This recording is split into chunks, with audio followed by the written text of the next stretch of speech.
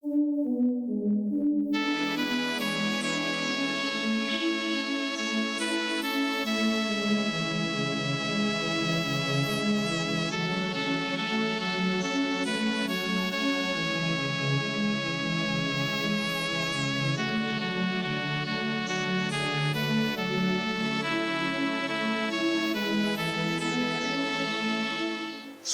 mimbar Betel.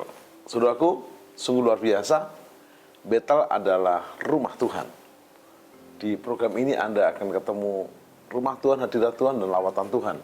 Dan telah hadir hamba Tuhan diurapi Bapak Pendeta Heno Budianto MTA. Shalom Pak. Shalom Pak Tim, shalom para pemirsa. Luar biasa, kita akan belajar dengan tema seri kedua untuk Bapak Pendeta Heno, yaitu generasi penuai. Yes Pak? Ya. Yes. Yes. Pak Pendeta? Ya. Apa itu dasar ayatnya generasi penuai diambil sebelum kita akan membahas secara panjang, lebar, dalam, dan tinggi? Silakan. Baik Pak Tim. Para pemirsa yang diberkati Tuhan. Ketika kita mengangkat satu tema tentang generasi penuai ini, berarti ini bukan tanpa alasan. Karena betapa pentingnya kita peduli terhadap satu generasi dan kaitannya dengan keluarga. Di dalam Kejadian pasal pertama ayat 26-27 kita tahu bahwa di sana ada Allah sendiri membentuk satu keluarga dengan satu mandat budaya atau mandat sosial. Beranak cuculah, bertambah banyak. Itu artinya keluarga adalah lembaga yang dibentuk oleh Tuhan sendiri, dipersatukan oleh Tuhan sendiri untuk melahirkan generasi atau keturunan yang akan berkuasa di bumi ini. Pengulangan dalam Maleakhi pasal 2 ayat 15 dan ayat 16. Apa yang dikehendaki Allah di dalam kesatuan itu? Karena Allah sendiri yang mempersatukan keluarga ini. Dan apa yang telah dipersatukan oleh Allah tidak boleh dipisahkan oleh manusia. Apa yang dikehendaki kesatuan ini dikatakan bahwa adalah keturunan ilahi. Luar biasa. Jadi artinya dalam sebuah keluarga Tuhan sudah mempersiapkan keturunan ilahi. Keturunan yang akan diberkati oleh Tuhan. Keluarga yang akan melahirkan keturunan yang akan dipakai untuk memuliakan nama Tuhan. Pak Pendeta Heno. Ya. Adam dan Hawa punya anak Habil dan Kain. Bayangkan, belum dalam soal persembahan saja, si Kain yang iri itu sudah menghabisi si Habil.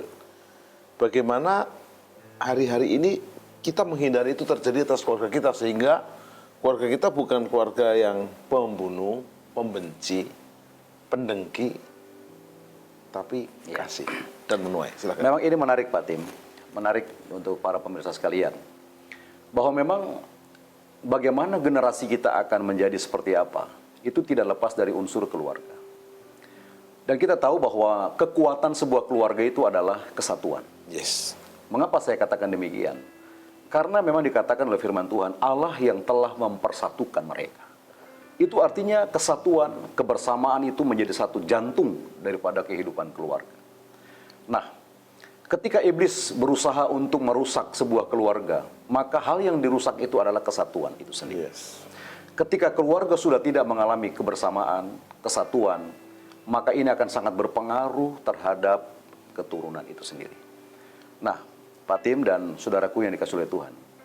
Artinya memang dalam kaitan ini kita melihat bahwa keluarga punya peranan penting dalam masa penuaian yang besar ini. Tentu saya juga akan menarik kembali dalam konteks misi. Bagaimana keluarga juga punya peran dalam konteks misi, dalam hal ini generasi. Nah, Bapak Ibu Saudara sekalian, ketika anak-anak ini tidak lagi merasa nyaman dalam sebuah keluarga, karena keluarga yang sudah mulai tidak ada lagi kesatuan, maka akan sangat mempengaruhi generasi ke depan. Sehingga akhirnya antara Kain dan Habil pun Ya, bisa. problem. Baik, Pak Pendeta Henok. Keluarga ilahi atau keluarga pilihan yang menghasilkan generasi penuai di Alkitab yang Bapak contoh, sehingga mereka boleh diteladani buat kita di mana, Pak? Ya. Jadi begini, keluarga apapun yang terjadi, dia harus menyadari bahwa keluarga dibangun bukan atas dasar saya suka kamu, kamu suka saya, Mari kita uji coba menikah, tidak cocok kita keluar. Bukan. Artinya ketika Tuhan telah mempersatukan, maka tidak bisa dan tidak boleh ada yang memisahkannya. Itu artinya bahwa memang kesatuan ini, artinya keluarga yang telah dipersatukan oleh Allah ini, akan memiliki keturunan yang mendapatkan proteksi ilahi. Yes. Apapun yang terjadi, pergumulan bisa terjadi, tantangan bisa ada dalam keluarga kita. Satu hal, libatkan Tuhan. Dalam perkawinan di Kana, rumah tangga ini hampir mengalami aib, rasa malu yang besar ketika kehabisan anggur dalam pernikahan ini. Dan ini adalah mukjizat Yesus yang pertama dilakukan, yaitu untuk keluarga. Itu artinya betapa respeknya Yesus terhadap keluarga. Mengapa? Karena keluarga ini adalah lembaga terkecil, dan ini adalah lembaga pertama yang dibentuk oleh Allah dengan satu visi yang sangat besar, yaitu keturunan ilahi. Nah, dalam ayat kita dikatakan, keturunan ilahi ini bisa akan terpengaruh karena ada 3 hal tadi, Pak. Yes. Yang pertama dikatakan, jangan ada perceraian. Ya. Ketika keluarga sudah ada perceraian, ini akan sangat mempengaruhi keturunan ilahi. Yes. Yang kedua dikatakan, jangan ada kekerasan dalam keluarga. Ketika kekerasan ini muncul, ya KDRT muncul dalam keluarga, ini akan sangat mempengaruhi keturunan ilahi. Yang ketiga, jangan ada di sini pengkhianatan. Jangan ada hianat. Jangan ada dusta di antara kita. Yes. Keluarga satu dengan yang lain. Itu artinya unsur kesetiaan. Sebab ketiga hal ini ketika ada dalam keluarga, ini akan sangat mempengaruhi keturunan ilahi. Pak Pendeta Henok, di Amerika dan negara-negara modern lainnya, menikah cerai itu menjadi lumrah. Bahkan 50-50 lah, pernikahan mereka terus langgeng sampai kakek nenek opa oma, atau mereka bercerai. Bagaimana Bapak membentengi umat Tuhan di Indonesia ini untuk mereka boleh memiliki pernikahan yang langgeng? Karena ada beberapa pendeta juga mengajar, Pak, memang Tuhan membenci perceraian, tapi Tuhan mengasihi orang yang bercerai. Nah, itu untuk memproteksi dirinya sendiri. Bagaimana Pak membentengi supaya keluarga tetap utuh dan unity sehingga menjadi generasi penuai? Silakan. Dari sebuah buku yang saya baca, Ya. ada 5 rating tertinggi yang saya sempat lihat di sini, hal-hal yang dapat merusak kesatuan dalam keluarga. Ya. Jadi rating yang pertama itu, memang ini serangan iblis untuk menyerang kesatuan keluarga, yaitu tentang kesibukan. Waktu, Pak. Artinya ketika keluarga sudah semakin sibuk, bahkan pendeta sekalipun akan dibuat sibuk. Begitu sibuknya sehingga dia tidak punya waktu lagi untuk keluarga.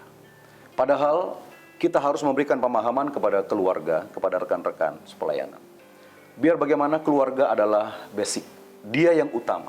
Sesibuk apapun saudara, keluarga itu harus yang utama. Tidak bisa yang lain. Nah, pendeta dibuat sibuk. Ada satu film cuplikan kecil ketika seorang anak ingin sekali memiliki waktu bersama dengan papahnya. Namun papanya begitu sibuk, dan akhirnya tanpa sadar papanya berkata seperti apa? Nak, jangan ganggu papahmu. Papa sedang persiapan, dan tahu enggak, waktu papa ini 1 jam dibayar 5 juta di luar sana, di kantor. Anak ini menyimpan perkataan papanya. Akhirnya apa yang terjadi? Anak ini berusaha mendapatkan uang 5 juta. Hanya ingin mendapatkan 1 jam waktu papanya. Dia tidak bisa kumpulkan uang cepat. Akhirnya dia mulai mencuri di sekolah. Pihak sekolah mengetahui dia mencuri. Akhirnya orang tua dipanggil. Dan singkat cerita, orang tua begitu malu dan marah terhadap anak ini. Apalagi yang kurang dari papamu ini? Kenapa kamu mencuri? Akhirnya setelah anak ini dipukul habis, muncul sebuah pengakuan. Papa, sebetulnya aku hanya ingin punya uang 5 juta. Untuk apa uang sebanyak itu? Papa pernah bilang, Papa dibayar 1 jam 5 juta di luar sana. Aku ingin punya uang 5 juta dan ingin bersama dengan Papa 1 jam saja. Tapi Papa begitu sibuk. Jadi hal yang pertama di sini adalah kesibukan. Kegiatan yang begitu banyak sampai pada akhirnya kita mengabaikan keluarga. Yang kedua, Pak, komunikasi. Ketika komunikasi kita mulai kurang dan tidak terbangun dengan baik, maka ini adalah serangan iblis dalam kesatuan keluarga. Akan muncul asumsi. Nah, Komunikasi padahal saudara, ya sekarang ini sudah ada WA dan segala macam, tetapi tetap itu tidak membangun. Artinya tidak menjadi satu hal yang dapat mempererat suatu komunikasi. Ketika seorang ibu bertanya kepada kami, ibu ini punya anak sekolah minggu di sekolah kami, di gereja kami. Pak, sebetulnya apa yang dilakukan oleh pihak gereja ketika kami mendapati kualitas kerohanian anak kami kok begitu rendah sekali? Maka kami mulai berpikir, Ibu, gereja hanya kasih 2 jam 1 minggu. Ibu tidak bisa tuntut banyak gereja. Jadi artinya kami langsung membuat seminar dan kami mendapati ternyata gereja hanya 2 jam. Untuk keluarga, membagi waktu terhadap anak, berkomunikasi, anak-anak sekolah jam 6:30. Orang tua berangkat kerja jam 7:30. Sampai di rumah anak-anak jam 3, orang tua pulang kerja jam 5 sampai jam 6. Efektif waktu untuk komunikasi sangat sedikit. Lalu akhirnya muncul kesimpulan di sini. Bagaimana kalau untuk keluarga kita pakai prinsip 18-21? Wah, ini menarik Bapak Ibu. Yes. Ya, 18-21 di era teknologi seperti ini, kadangkala kita sudah sulit sekali berkomunikasi dengan anak. Jadi 18-21 itu adalah prinsip jam 6 sore sampai jam 9 malam. Kita harus bersama dengan keluarga. Taruh laptop, taruh smartphone, dan lepaskan semua kesibukan, berbagilah dengan keluarga. Lalu terapkan prinsip 3B, Pak. 3B ini menarik, Pak. Ya, 3B itu adalah, yang pertama, pakailah dengan kata bermain. B yang kedua, belajar. B yang ketiga, bicara. Dari kurun waktu jam 6 sampai jam 9, orang tua, anak, semuanya pakai prinsip 3B. Mau pakai B yang pertama dulu juga boleh. Misalnya, bermain. Bapak Ibu boleh bermain. Main apa? Halma, boleh. Main ludo, boleh. Main ular tangga, boleh. Wah, anak saya kalau main ular tangga marah terus, Pak. Kalau sudah sampai di atas, merosot lagi. Tapi itulah dunia. Komunikasi terbangun. Seringkali orang tua pulang jam 6, jam 5 sore, mandi sebentar, ambil laptop. Buka lagi Facebook.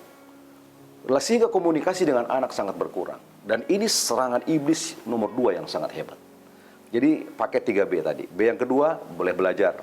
Belajar bukan hanya matematik, belajar soal agama, soal etika, soal bergaul dengan teman-teman, banyak hal. Atau bisa juga bicara, saling mengevaluasi satu dengan yang lain. Lalu Pak, yang ketiga, itu bicara soal masalah-masalah yang tidak diselesaikan. Masalah-masalah yang kecil kita anggap sepele, padahal itu bisa menjadi satu hal yang disimpan begitu lama, diungkit bisa setiap saat. Apapun persoalan saudara dengan suami, istri, keluarga, sekecil apapun, selesaikan sampai ke akar-akarnya, doa bersama, tuntas. Sebab kalau tidak, setiap saat itu akan muncul. Saya pernah tegur anak, Pak. Ya saudara-saudara, saya pernah tegur anak saya. Ketika itu anak saya bilang apa? Papa, ingat enggak? Dulu kan Papa pernah permalukan aku di depan teman-teman. Rupanya masa lalu itu masih tersimpan. Saya baru ingat, belum diselesaikan. Saya kira itu persoalan kecil yang saya anggap selesai. Ternyata itu masih tersimpan seperti virus yang bisa muncul setiap saat.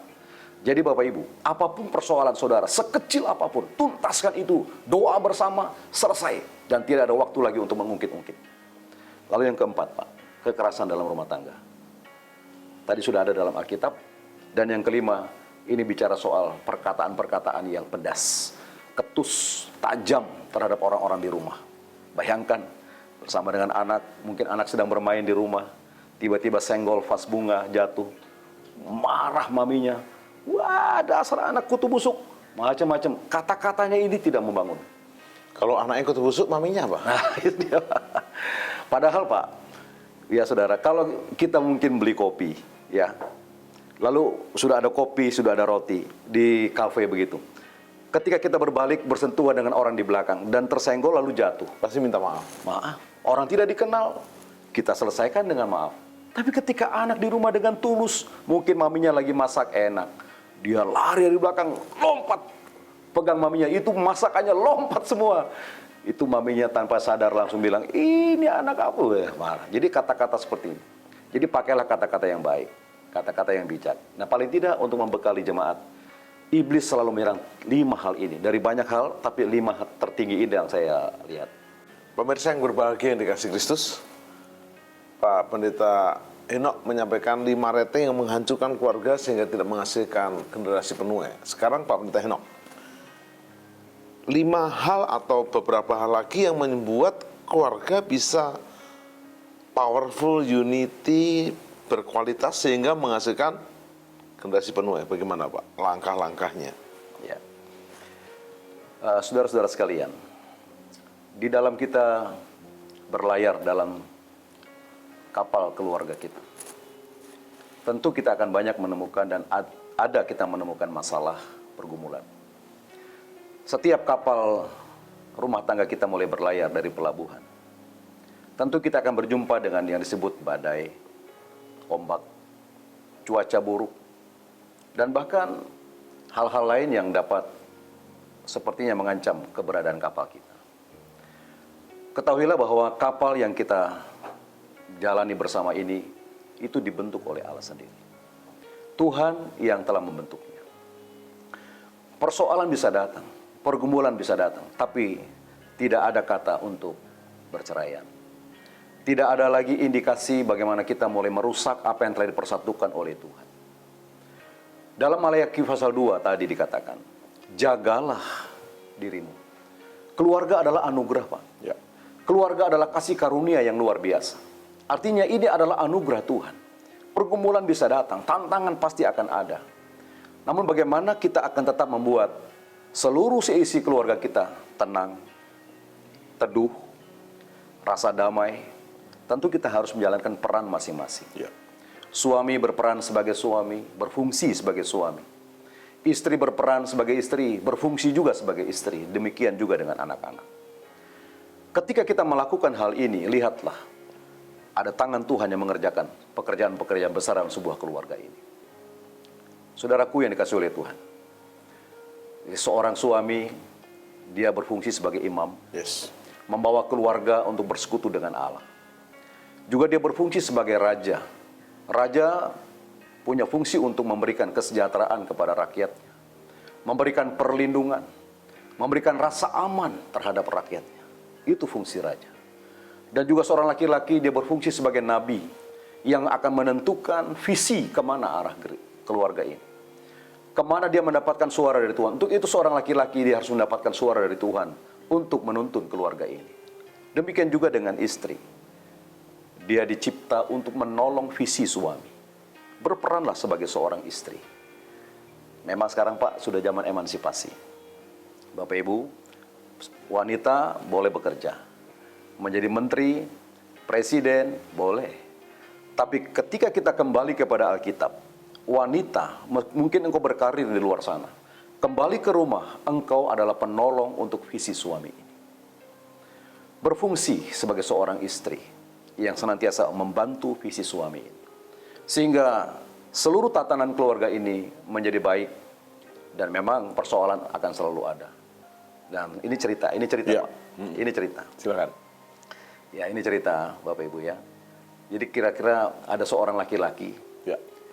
dia sudah berperan, sudah berfungsi dan melihat istrinya kok enak sekali di rumah. Sementara saya bekerja cari uang sepanjang hari, kenapa istriku hanya di rumah makan, tidur, istirahat. Akhirnya dia singkat cerita mulai Berdoa. bicara sama Tuhan. Tuhan, boleh enggak tukar? Saya jadi istri, istriku jadi saya. Biar dia tahu bagaimana caranya, bagaimana beratnya cari uang. Dan Tuhan jawab. Dan Tuhan jawab. Singkat cerita besok dia bangun, dia sudah jadi istri. Istrinya sudah jadi suami. Puji Tuhan. Lalu dia katakan, dia rasakan, silakan cari uang. Dan dia sebagai istri, mulai 1 minggu, 2 minggu, dia mulai rasa berat. Karena apa? Anak mau sekolah harus diakan makan. Rumah harus dibersihkan. Dan terus-menerus pekerjaan begitu banyak. Ya seminggu, sebulan berjalan, semua orang belum bangun, dia harus bangun lebih dahulu. Dan kalau malam semua sudah tidur, dia baru tidur. Akhirnya 3 bulan berjalan, dia sudah tidak tahan. Ternyata jadi seorang wanita itu repot sekali. Ya. Urus anak, bersihkan rumah, wah segala sesuatunya. Akhirnya dia bilang, Tuhan, sudah deh, saya sudah ngerti ternyata jadi perempuan berat. Boleh enggak saya tukar lagi? Sudah terlambat kata Tuhan. Tuhan bilang, boleh, boleh. Ya. Oh boleh, ya. Boleh kalau begitu besoklah saya ditukar. Oh tapi ada masalah sedikit. Oh, apa masalahnya? Kamu sudah hamil 2 minggu. Kamu sudah hamil 2 minggu. Oh, terus jadi bagaimana? Ya lanjut sampai engkau hamil 9 bulan. Apa itu melahirkan? Bagaimana menyusui anak? Rasakan semua lengkap. Jadi artinya memang masing-masing kita sudah ada fungsi dan perannya. Dari cerita ini kita ingin menarik kesimpulan bahwa laki-laki sudah ada peran, wanita sudah ada peran. Artinya marilah kita berperan dan berfungsi. Sehingga betul-betul kita akan melihat janji Tuhan, yaitu keturunan atau generasi penuai. Di sini kita melihat visi itu, Pak. Yes. Apapun yang terjadi, pergumulan keluarga sehebat apapun, tetap libatkan Tuhan dan jaga visi ini sampai kita melahirkan generasi penuai. Jadi gimana? Sebelum lahir generasi penuai, kan harus ada keluarga yang mengandung dulu generasi penuai. Bapak bisa bantu pemirsa untuk langkah-langkah bagaimana mengandung generasi penuai, lalu melahirkan generasi penuai dan membesarkannya, Pak. Silakan. Mengandung dalam artian harafiah di sini, Benar. kita mungkin sudah tahu ya. Ya. Yang mungkin saya tangkap Pak Tim di sini adalah mengandung dalam artian bagaimana kita memproduksi generasi Benar. penuai ini. Artinya dengan kita mulai menjaga kesatuan keluarga ini, saudara. Yes. Kita memelihara janji Tuhan. Ya. Bahwa Tuhanlah yang membentuk keluarga. Terlepas saya suka atau tidak, Tuhanlah yang telah mempersatukan. Dan apa yang telah dipersatukan oleh Tuhan tidak bisa dipisahkan oleh hal apapun. Termasuk kesibukan, komunikasi, permasalahan-permasalahan yang tidak diselesaikan. Tidak. Artinya kita menjaga kesatuan ini. Ini proses mengandung. Proses bagaimana kita melahirkan generasi penuai. Dan saat ini, saudara, ketika mungkin engkau mengalami pergumulan, keluargamu mengalami persoalan, mungkin suamimu mengkhianati engkau, mungkin istrimu juga mengkhianati engkau. Mungkin hari ini saudara berkata, tidak ada harapan untuk lagi membangun keluargaku. Mungkin hari ini engkau berkata, aku sudah pahit dan terasa tawar dengan keluarga. Saya mau katakan, sebagai pesan moral untuk hari ini, jangan tinggalkan keluarga. Jangan tinggalkan anak-anak. Jangan tinggalkan generasi. Tetaplah berdiri untuk keluarga saudara. Karena keluarga adalah anugerah Tuhan. Keluarga adalah kasih karunia. Dalam keluarga ini, Tuhan menghendaki keturunan ilahi. Generasi penuai. Dan percayalah, hari ini ketika engkau merasa dilukai, engkau dihianati, engkau disakiti, mungkin engkau single parent saat ini, engkau berjalan seorang diri, tetaplah berdiri sesuai dengan firman Tuhan. Satu orang hidup benar di hadapan Allah, seluruh keluarganya diberkati oleh Tuhan. Mungkin hari ini engkau melihat seolah-olah tidak ada harapan. Percayalah, sebagaimana Tuhan menyatakan mukjizatnya di perkawinan di Kana, Dia pun akan menyatakan mukjizatnya untuk keluarga saudara. Apapun yang terjadi, tetaplah berdiri untuk keluarga saudara. Jangan tinggalkan mereka. Pak Pendeta Henok, bagaimana goal akhir daripada generasi penuai di akhir-akhir zaman ini? Ya. Karena banyak orang berkata, ini bukan akhir zaman lagi, tapi akhirnya akhir zaman yang akan ada penuaian besar-besaran. Ya. Yang jadi masalah ini bukan ladangnya, ladang udah menguning, tuayan udah banyak, tapi penuainya yang belum berkualitas. Baik, Pak Tim. Tahun ini adalah tahun penuaian dengan subtema yang sangat menarik, yaitu pembaharuan penuai. Mengapa saya angkat juga tema ini, Bapak Ibu Saudara sekalian? Ini berkaitan dengan pembaharuan penuai. Ini sudah waktunya bangsa kita pun akan mengalami lawatan Tuhan yang luar biasa. Melalui siapa? Generasi penuai ini.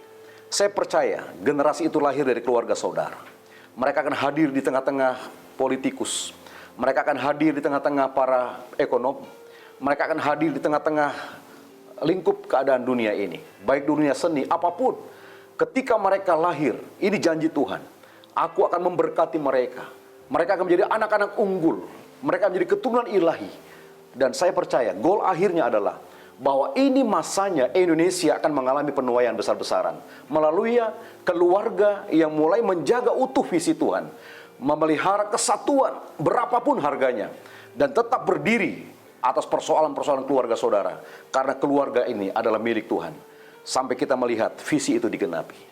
Dan pada akhirnya kita akan menyaksikan Indonesia akan dipenuhi dengan penuai-penuai di akhir zaman yang dilahirkan dari keluarga-keluarga yang bertahan dan terus menjaga visi dari Tuhan. Yes. Pak Heno, pemirsa ingin Pak Heno memberikan kata-kata kunci. Karena ini sudah akhirnya akhir zaman, mereka rindu mulai hari ini. Bukan saja melahirkan dan membesarkan generasi penuai, tapi mereka bisa memobilisasi generasi penuai untuk menuai bersama-sama. Karena seperti kita tahu, kalau kita terlambat menabur, bisa nggak tumbuh. Ya. terlalu penuh bisa busuk, Ya. Pak. Kecepatan Ya, baik. tidak matang. Jadi bagaimana kami hari-hari ini menggerakkan penuai tepat waktu dan optimal. Ya, baik Pak Tim. Pemirsa yang diberkati oleh Tuhan, keluarga tentu tidak bisa berjalan sendiri juga. Kita punya rekan sekerja, itulah gereja Tuhan. Biarlah keluarga berjejaring, bermitra dengan gereja. Saya katakan, keluarga tidak boleh bergantung kepada gereja. Yes. Tapi keluarga bermitra dengan gereja sebagai organisasi dan organisme ilahi. Menjadikan pendeta, guru sekolah minggu untuk membawa anak-anak kita lebih dekat kepada Tuhan. Yes. Keluarga juga perlu bermitra dengan para pendidik di dunia sekolah. Karena kalau kita mau bagi waktu, anak-anak di gereja hanya 2 jam 1 minggu. Lalu di rumah dengan segala keterbatasan seperti yang tadi kita sudah ulas, sedikit waktu saja, hanya jam 6 sore sampai jam 9 malam. Sementara anak-anak 8 jam berada bersama dengan guru. Untuk itu Bapak Ibu Saudara sekalian, jadikanlah gereja sebagai sahabat. Jadikanlah institusi sekolah sebagai sahabat. Bermitralah dengan guru-guru, Yes. bersahabatlah dengan guru-guru, bersahabatlah dengan pendeta, guru-guru sekolah minggu, dan mereka adalah mitra untuk membangun generasi penuai. Yesus turut bekerja meneguhkan firman itu bagi para penuai.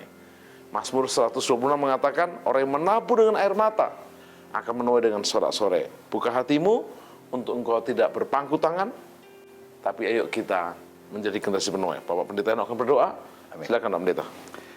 Bapak Ibu, mungkin engkau saat ini sedang mengalami pergumulan Yes. dengan keluarga, terhadap suami, mungkin istri, atau anak-anak. Mungkin kau berpikir tidak ada harapan lagi untuk membangun sebuah keluarga. Tapi hari ini, dengarlah firman Tuhan. Masih ada mukjizat. Dan pesannya saat ini adalah jangan tinggalkan keluarga. Sebab ada visi Tuhan yang besar. Yes, Lord. Sekarang buka hatimu dan terimalah Yes, Lord. segala berkat anugerah Tuhan. Aku berdoa buat saudara. Yes, Lord. Tuhan memberkati keluarga-keluarga. Hari ini mereka yang mengalami pergumulan, tantangan. Aku tidak memudahkan, tidak meremehkan persoalan mereka. Tapi satu hal, saudara, tetaplah engkau berdiri. Percayalah, masih ada Tuhan di dalam keluargamu. Karena Tuhanlah yang membentuk keluargamu. Tuhan punya rencana yang besar untuk keluargamu. Libatkan Tuhan senantiasa, dan engkau akan menyaksikan generasimu akan dipakai oleh Tuhan. Keturunanmu akan diurapi oleh Tuhan, menjadi keturunan ilahi. Hari ini, demi nama Yesus Tuhan, setiap hati yang mulai tawar, setiap pribadi-pribadi yang mulai bimbang dengan keluarga, hari ini Tuhan jamah, Tuhan pulihkan. Kami percaya keluarga-keluarga diberkati, diberi kekuatan di dalam nama Tuhan Yesus. Sampai pada akhirnya Yes. keluarga-keluarga ini menyaksikan Yes. janji Tuhan digenapi. Ya, Tuhan. Keturunan mereka menjadi keturunan yang diberkati oleh Amin. Tuhan. Di dalam nama Tuhan Yesus Kristus kami bersyukur, kami berdoa. Haleluya. Semua yang diberkati Tuhan katakan amin. Amin. Amin. Amin. Pemirsa, sampai jumpa di program Mimbar Betel yang akan datang yang lebih dahsyat dan luar biasa lagi. Ketahuilah bahwa firman Allah tidak pernah gagal. Firman tentu iya dan amin. Bangkitlah jadi generasi penuai yang menggerakkan penuaian di akhir zaman. Salam Mimbar Betel.